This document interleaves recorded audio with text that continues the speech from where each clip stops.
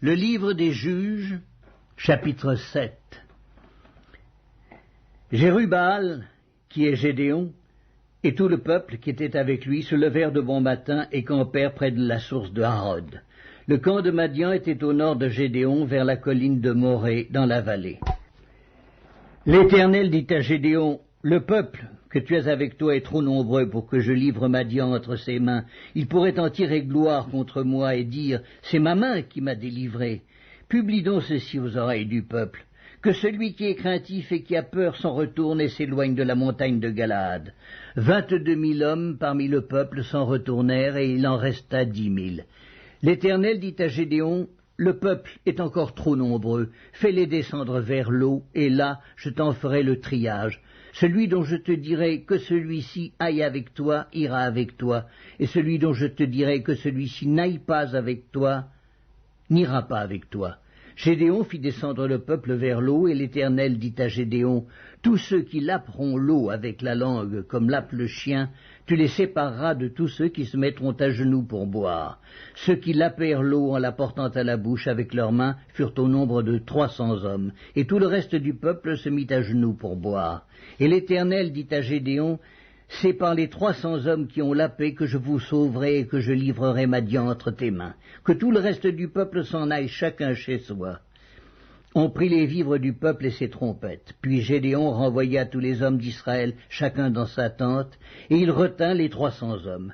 Le camp de Madian était au-dessous de lui dans la vallée. L'Éternel dit à Gédéon pendant la nuit, « Lève-toi, descends au camp, car je les livrerai entre tes mains. Si tu crains de descendre, descends-y avec Pura, ton serviteur. Tu écouteras ce qu'ils diront, et après cela, tes mains seront fortifiées.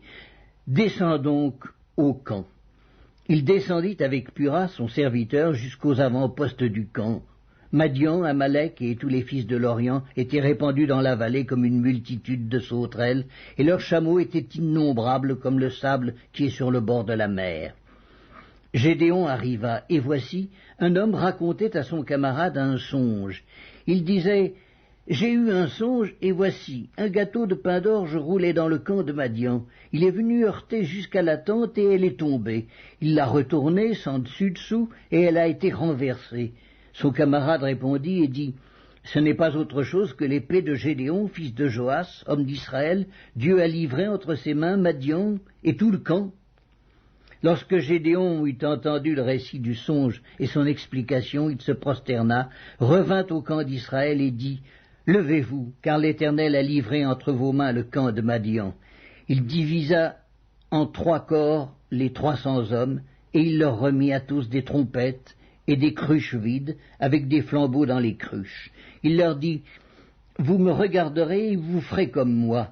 Dès que j'aborderai le camp, vous ferez ce que je ferai, et quand je sonnerai de la trompette, moi et tous ceux qui seront avec moi, vous sonnerez aussi de la trompette tout autour du camp, et vous direz, pour l'Éternel et pour Gédéon. » Gédéon et les 100 hommes qui étaient avec lui arrivèrent aux abords du camp au commencement de la veille du milieu, comme on venait de placer les gardes. Ils sonnèrent de la trompette et brisèrent les cruches qu'ils avaient à la main. Les 3 corps sonnèrent de la trompette et brisèrent les cruches. Ils saisirent de la main gauche les flambeaux et de la main droite les trompettes pour sonner, et ils s'écrièrent « Épée pour l'Éternel et pour Gédéon !» Ils restèrent chacun à sa place autour du camp, et tout le camp se mit à courir, à pousser des cris et à prendre la fuite.